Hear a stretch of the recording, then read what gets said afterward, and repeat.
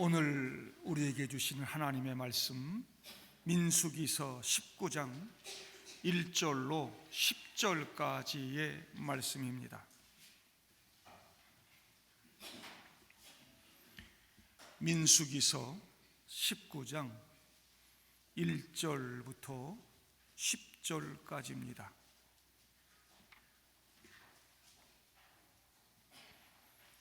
여호와께서 모세와 아론에게 말씀하여 이르시되 여호와께서 명령하시는 법의 율례를 이제 이르노니 이스라엘 자손에게 일러서 온전하여 흠이 없고 아직 멍에매지 아니한 붉은 암송아지를 내게로 끌고 오게 하고 너는 그것을 제사장 엘르아살에게 줄 것이요 그는 그것을 진영 밖으로 끌어내어서 자기 목전에서 잡게 할 것이며 제사장 엘르아살은 손가락에 그 피를 찍고 그 피를 회막 앞을 향하여 7번 뿌리고 그 암소를 자기 목전에서 불사르게 하되 그 가죽과 고기와 피와 똥을 불사르게 하고 동시에 제사장은 백향목과 구슬초와 홍색 실을 가져다가 암송아지를 사르는 불 가운데에 던질 것이며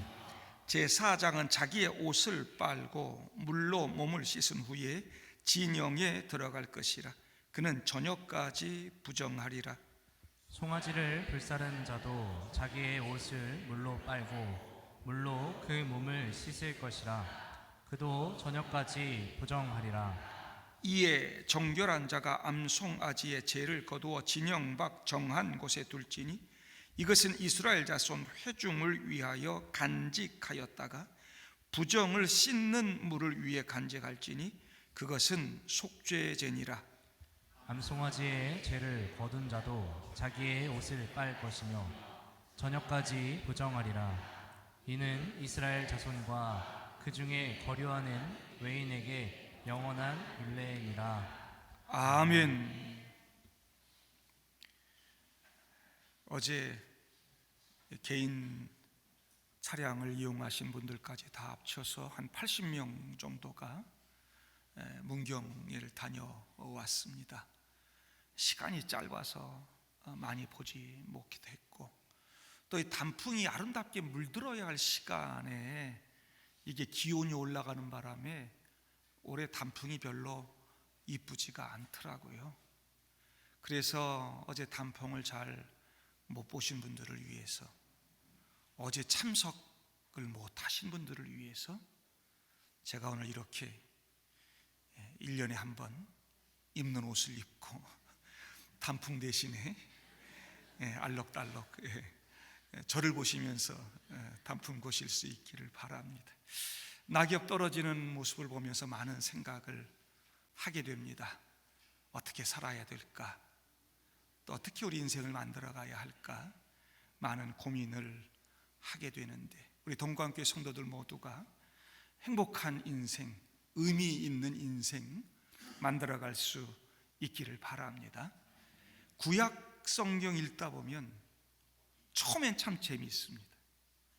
창세기 이야기, 출애굽하는 이야기, 그리고 이 민수기에 우리가 보다시피 광야에서 막 벌어지는 이야기들 재밌습니다.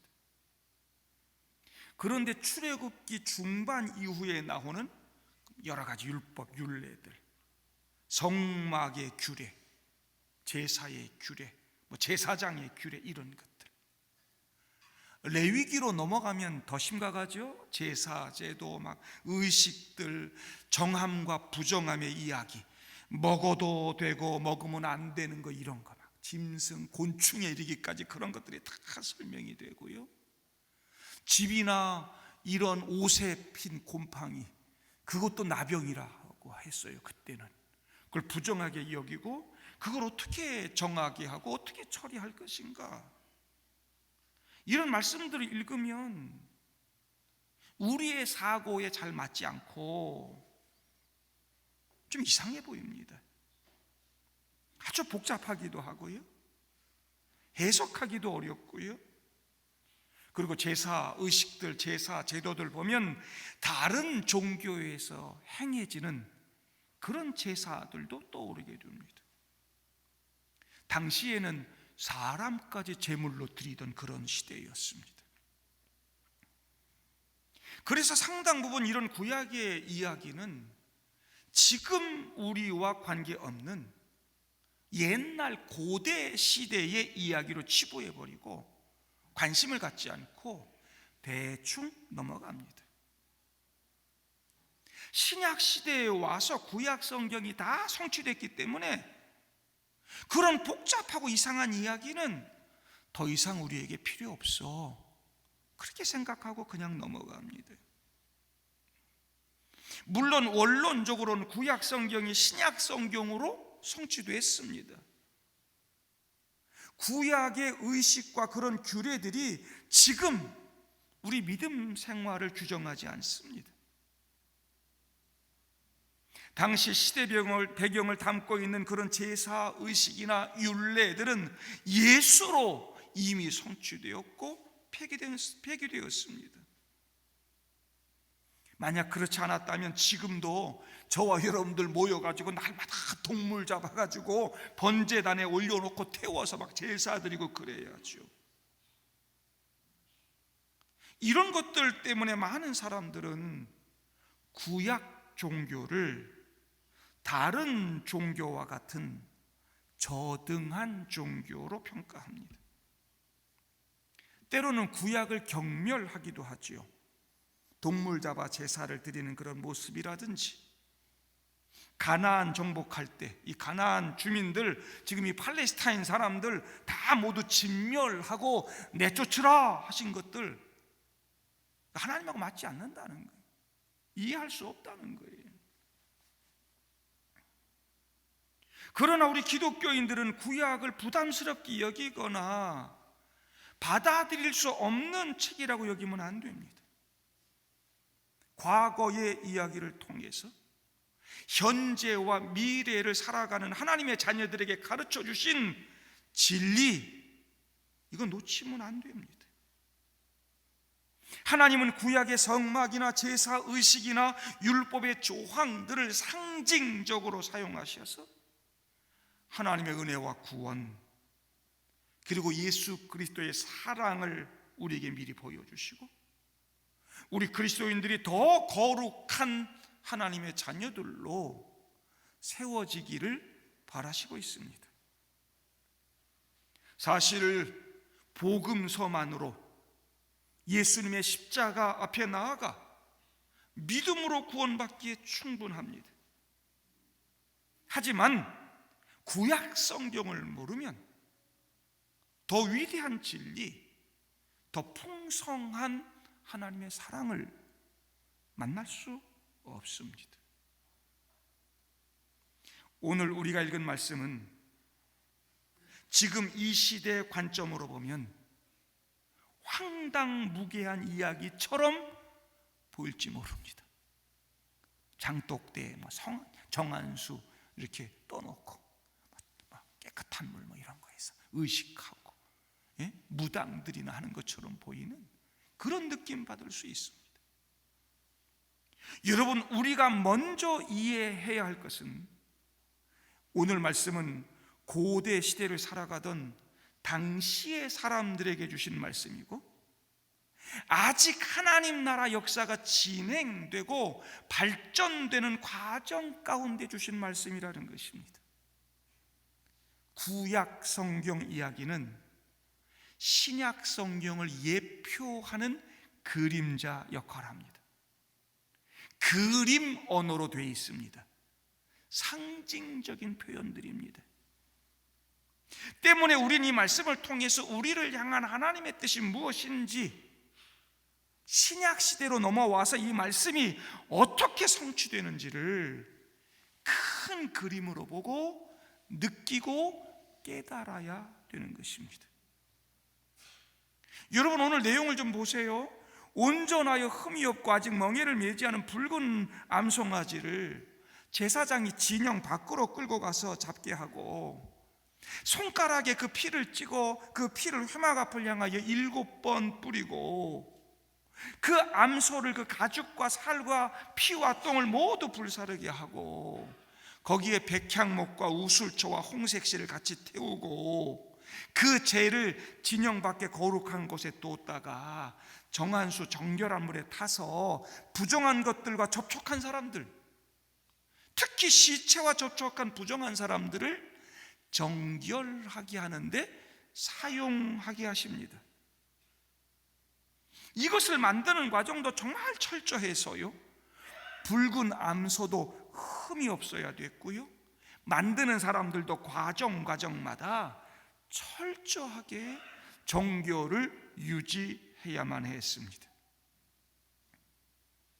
이것이 속죄자라고 9절에 말씀하고 있는데, 여러분, 레위기에 나오는 속죄제 원래 따로 있습니다. 그리고 1년에 한 번 대속죄일에 대제사장이 지성소에 들어가 피 뿌리며 행하는 의식도 따로 있는 것입니다. 오늘 말씀 읽으면서 이게 뭐지? 사실 이해하기 좀 어렵습니다. 원래 이 그림자로는 실체를 온전하게 알 수는 없는 법이죠. 유대인들이 읽는 탈무드를 보면 역사상 가장 지혜로운 인물이었던 솔로몬 왕이 오늘 본문에 나오는 이 붉은 암송아지 희생과 부정, 이 죄를 씻어내는 물을 만드는 이 규례를 하나님 말씀 중에서 유일하게 이해하지 못했다, 그렇게 기록되어 있다 합니다.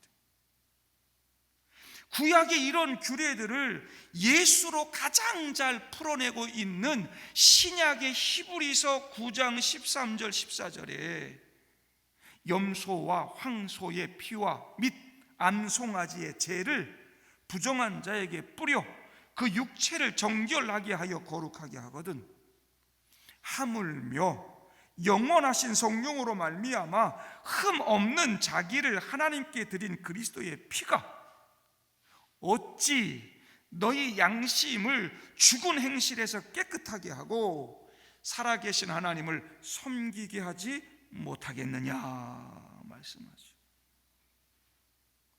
솔로몬이 조상 쪽부터 내려오던 그 율례들을 읽으면서 오늘 말씀은 좀 이상하다, 하나님 왜 이렇게 하실까? 그 이유를 잘 이해하지 못했던 것 같습니다.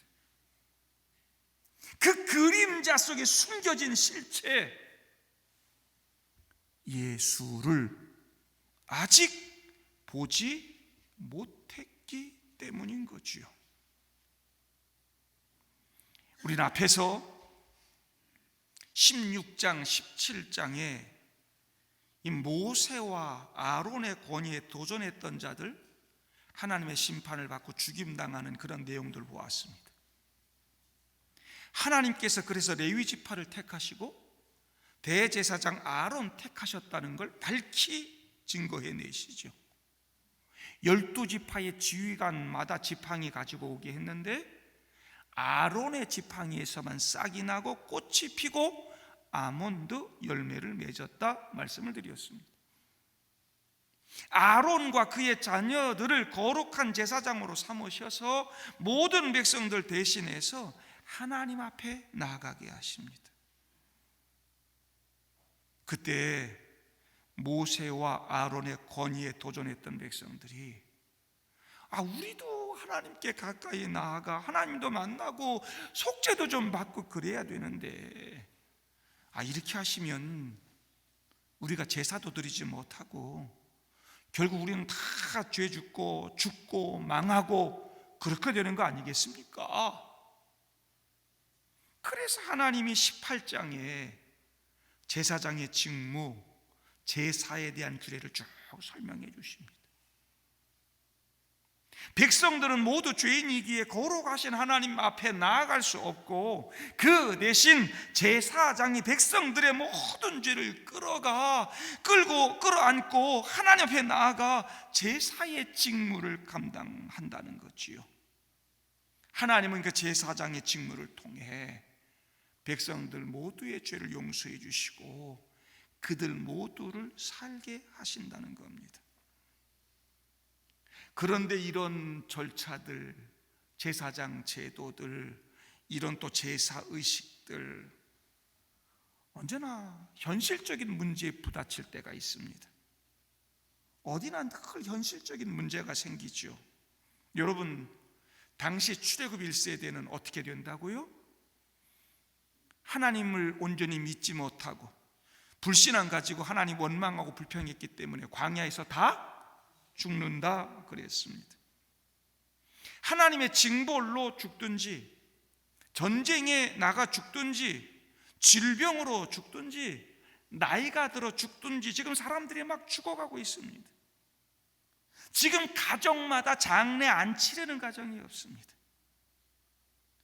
근데 하나님께서 시체 만지는 것을 부정하다 하셨습니다. 생명이신 하나님과 정반대의 죽음이 있습니다. 원론적으로 죽음은 죄의 결과입니다. 때문에 이 죽음인 시체를 만지면 부정하게 되는 것입니다.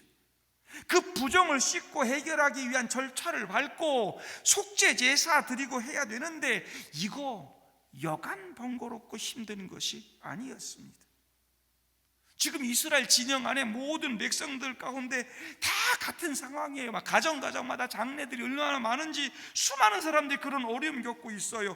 여러분 모두가 다 성막에 나와서 속죄제 드리고 막 이럴 수 있는 상황이 아닙니다. 그리고 무엇보다 그런 절차를 밟고 속죄 제물 드릴 때 비용이 상당히 많이 들었습니다. 네? 여러분 정말 흠없는 수송아지를 그렇게 되지은 사람들마다 제물로 드린다고 생각해 보세요. 그 절차도 얼마나 힘들었는지요. 그래서 하나님은 오늘 나오는 말씀대로 온전하고 흠이 없는 아직 멍에를 매지 않은 붉은 암송아지를 잡아 진영을 향해서 피 뿌리게 하고 그것을 모두 불태워서, 여러분 여기 불태운다는 단어하고 이 번제단에 제물 얹어놓고 불 사른다는 단어하고 히브리 단어가 다릅니다. 제사 드릴 때 이렇게 하나님께 불살라 드리는 거, 불살라 올려드리고 제물로 하나님께 드리는 것입니다. 근데 오늘 본문에 나오는 이 불살른다는 단어는 그냥 불태운다는 단어입니다. 뭐 만들기 위해서? 제를 만들기 위해서. 제를 만들기 위해서 그 모든 살과 피 다 그냥 가죽까지 다 해서 다 태워서 제를 만들고 정결한 물에 섞어서 부정을 씻는 물을 만들어 부정한 자에게 뿌리게 하는 것이죠. 여러분 근데 9절에 이걸 속죄제라고 그럽니다. 정식 속죄제가 따로 있는데 이렇게 해놓고 이걸 속죄제라 한다.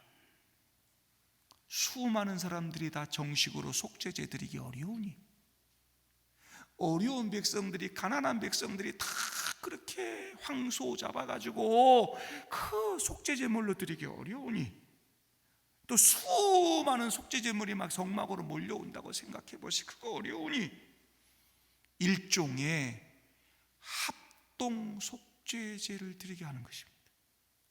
간이 속죄제를 드리게 하는 것입니다. 여러분 이거 하나님의 은혜 아닙니까? 어려운 백성들을 이해해 주시고 가난한 백성들을 사랑하시는 그 하나님 그들에게 은혜를 베푸시는 것입니다. 이런 은혜가 없었다면 다 정식으로 속죄제 드려야 되는데, 여러분 성막에서 그 많은 사람들, 여러분 정한 시간 안에 그 다 속죄제 드리게 할 수 없었을 것이고, 드리는 사람마다 상당한 절차적인 비용적인 부담을 감당해야 했을 것입니다. 하나님은 이렇게 구약 성도들에게도 은혜를 베풀어 주시고, 또 구약 성도들에게도 이렇게 죄 씻음 믿고 받고 살아갈 수 있는 구원의 은혜를 주셨습니다.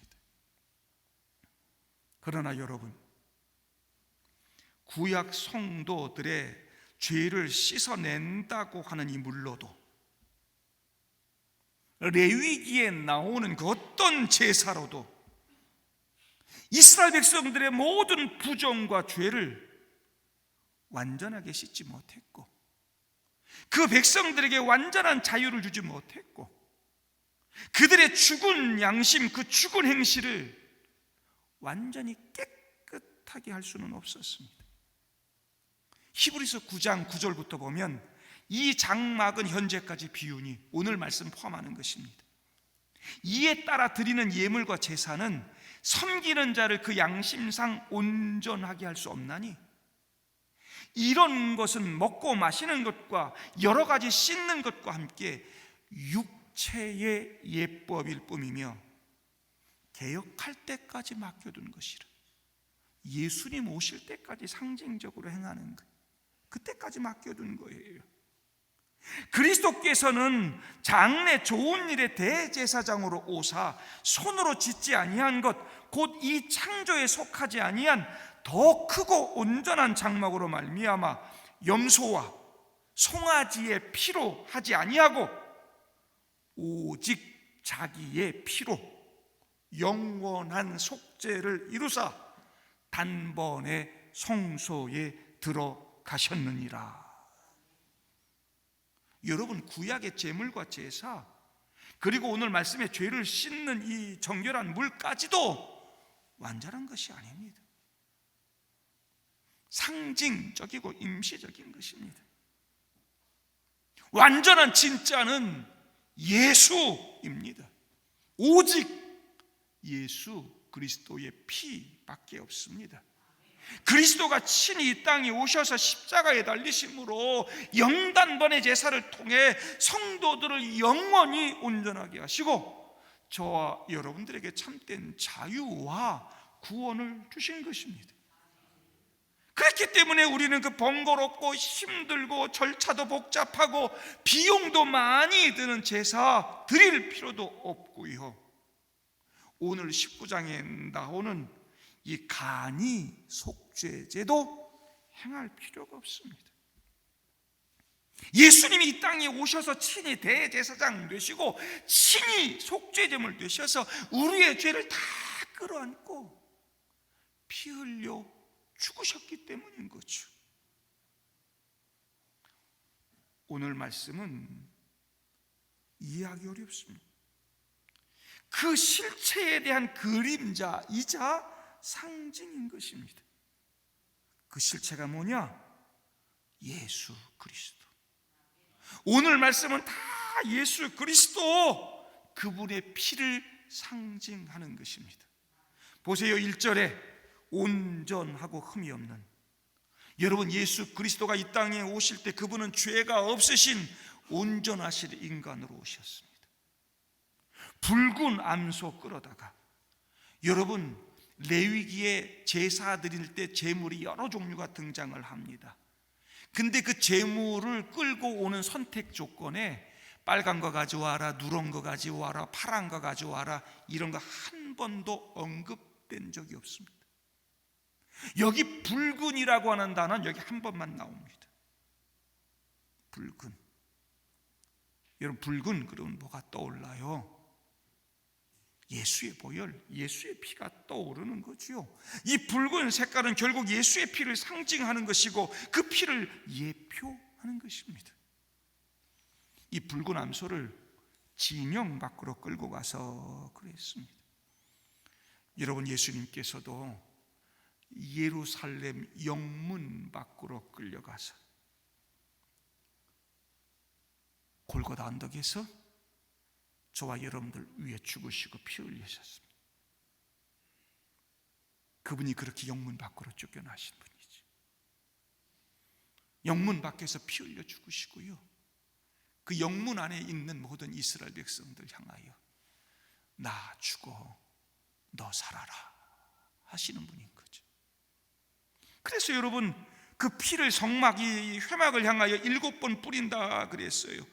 이게 바로 희생제사고 속죄제사입니다. 여러분, 대제사장이 대속죄일에 지성소 들어가서 피를 그렇게 뿌렸거든요.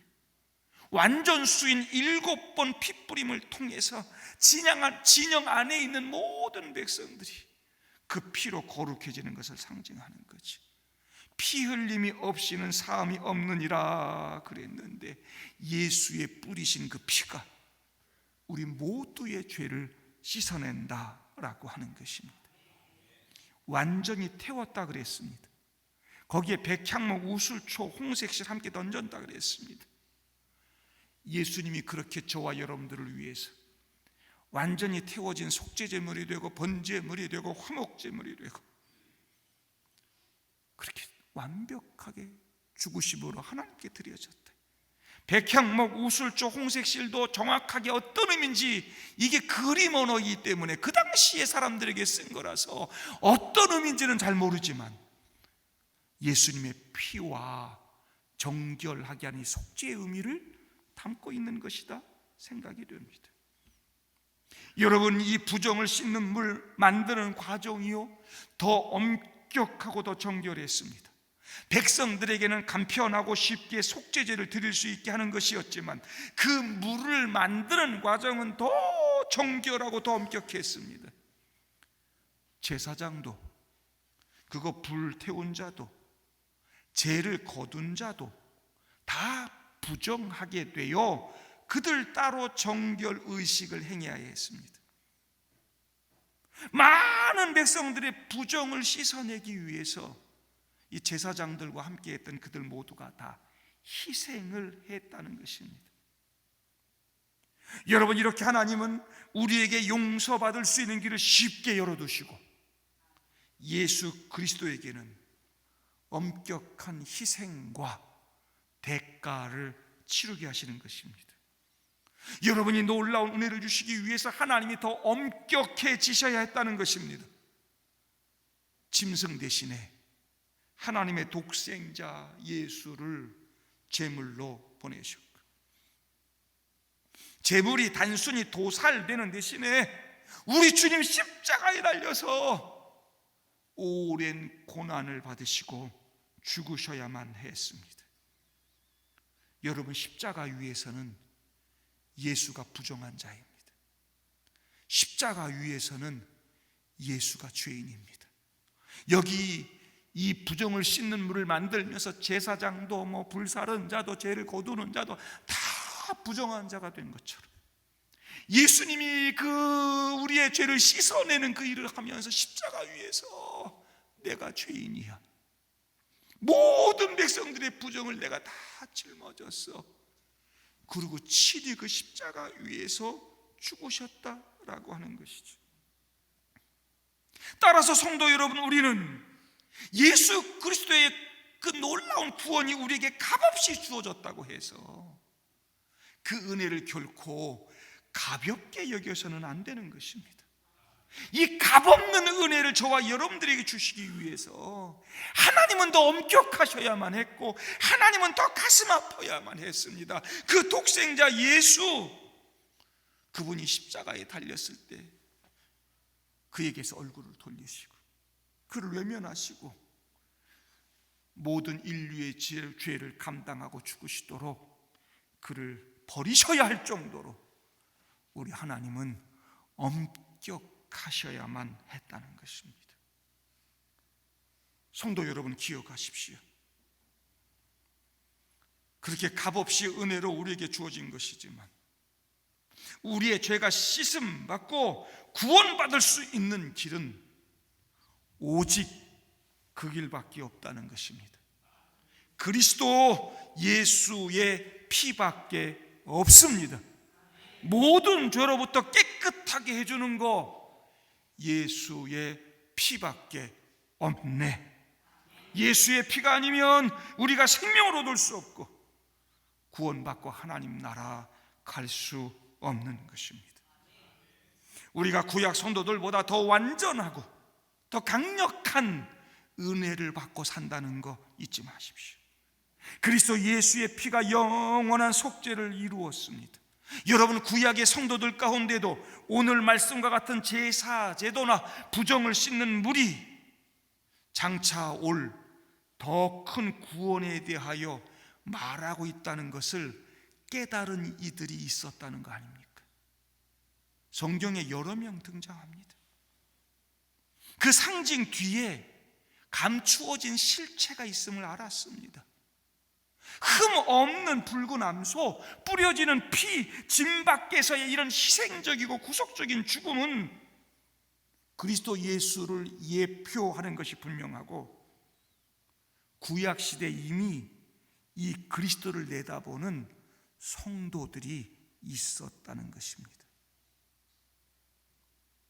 수천 년 전에 혹은 몇백 년 전에 그림 언어로 상징적인 행위로 주어진 말씀이 결국 예수 그리스도 오심으로 성취되었습니다. 여러분, 저와 여러분들은 구약시대 성도들보다 정말 복받은 사람들이, 그들은 그림자를 보며 실체를 기다리고 사모하고 그러고 산 거 아닙니까? 근데 우리는 이미 이 땅에 오신 실체를 보고 있는 것이고, 그 예수를 만나고 있는 것이고, 복음을 들고 있는 것이고, 얼마나 여러분 복받은 것입니까? 우리는 예수 그리스도의 피로 구원받고 하나님 앞에 나아갈 수 있는 하나님 자녀들이 되었습니다. 그리고 이제 우리도 예수 그리스도의 아버지 하나님을 아빠, 아버지라고 부를 수 있게 됐습니다. 여러분, 세상 그 어떤 종교도 자기가 믿는 신을 아빠라 부르지 않습니다. 구약만을 믿는 종교 유대교도 하나님을 아빠라 부르지 않습니다. 예수를 모르는 바보들인 것입니다. 여러분, 그들이요 성경을 필사할 때 야훼란 말 나오잖아요. 그러면 몸을 가서 씻어. 그리고 야훼란 말도 못 써. 어찌 이 더러운 몸을 가지고 야훼란 이름을 입에 담을까? 그리고요 야훼 대신에 아도나이라고 바꿔 썼어요. 주라고 우리 성경에 번역되어 있어요. 야훼라면 하나님 이름을 못 불러. 여호와 하나님 이름 못 부르고 그냥 아도나이 주 그렇게 썼다고. 얼마나 바보입니까?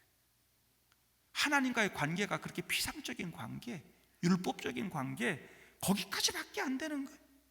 예수를 모르는 바보들이에요. 그러니까 지금까지도 저렇게 형식적으로 신앙생활하면서 쌈박질하고 지금 그러고 있잖아요. 세상은 우리를 그리스도인이라고 부릅니다. 그리스도 예수의 사람들이기 때문인 거죠. 우리는 그리스도 예수의 보혈로 그렇게 의롭게 됐고 하나님의 자녀가 됐습니다. 우리는 하나님의 소유가 됐고 거룩하게 구별된 백성입니다. 저와 여러분들은 왕 같은 제사장입니다. 세상의 소금이라 빛이라 예수님이 그렇게 만들어 주셨습니다. 너희는 하나님이 거하시는 성전이다 그랬습니다. 여러분, 세상의 그 어떤 종교도 그 종교를 믿는 사람들이 그렇게 당당하게 말할 수 있는 종교 하나도 없습니다. 이 모든 것이 다 그리스도 예수 피로 가능하게 됐다는 것입니다. 하나님의 은혜로, 하나님의 사랑으로 그린 그 용서와 사랑의 그림이 우리가 잘 이해하기는 어렵지만 오늘 이 19장 말씀이다. 어떤 종교도 그렇게 미래를 그려내고 그 그림대로 100% 성취되고 이런 종교는 한 개도 없습니다. 여러분, 그 이유가 뭐냐? 그 종교의 신들은 과거와 현재 두 가지만 알 뿐입니다. 그들은 추측할 수는 있을 것입니다. 그러나 미래를 완성해 갈 수 없습니다. 왜? 인간이 세운 종교니까. 그들에게는 상징과 그림자 뭐 이런 것도 없습니다. 성취되는 일도 없습니다. 때문에 여러분, 이 기록된 예언이 신약 성경으로 넘어와서 성취되는 모습을 읽을 때마다, 지난 기독교 역사 가운데 이 예언된 말씀들이 성취되는 것 한 가지 한 가지 볼 때마다 우리는 우리 하나님과 같은 하나님이 없다는 사실 깨달아야 됩니다. 창조주 하나님, 우주 만물의 주인 되시는 하나님, 나를 구원해 주시는 사랑의 하나님, 삼위일체 하나님, 때문에 여러분, 구약 성경을 포함한 이 말씀으로 세워진 기독교는 세상 종교와 같은 종교가 아니라는 거 잊지 말아야 됩니다. 기독교는 그 어떤 사회 구조나 단체나 문화 현상도 아닙니다. 있다가 사라지는 게 아닙니다. 기독교는 매우 특별한 누군가를 아는 것입니다. 그것도 특별한 방식으로, 그냥 율법으로 기록된 거, 머리로 피상적으로 경전을 줄줄줄 외우고 이런 방식으로 아니고, 그 만물의 창조자를 인격적으로 만나고 아는 것입니다. 그 이름을 통해서 그분을 느끼고 만나고 함께 교제하고, 언젠가 온 세상이 그분을 만왕의 왕, 만주의 주라고 깨닫게 되겠죠. 우리는 압니다. 우리는 그분을 예수 그리스도라 부릅니다. 붉은 암송아지의 희생은 모형의 십자가 예수였습니다. 십자가에 못 박히신 그리스도는 이 땅의 모든 백성들을 우리 하나님 앞으로 인도해 가십니다. 진영 밖에서 희생된 붉은 암송아지는 인류를 위해 십자가에 달린 예수 그리스도의 복음이었습니다. 저와 여러분들은 이 예수 그리스도의 피로 구원받았고 깨끗하게 되었고 거룩한 하나님의 자녀들이 되어 이제는 하나님 앞에 나아가 그 하나님의 임재를 경험하고 그분과 함께 살면서 하나님 나라 풍요를 누리는 삶 살아갈 수 있게 됐습니다. 예수의 피 때문에. 예수의 피밖에 없네. 그리스도 예수의 피를 덧입고 날마다 그 보혈의 은혜에 잠겨 살면서 이 어려운 시대를 넉넉히 이겨내는 멋진 그리스도인들 다 되시기를 주님의 이름으로 축복합니다.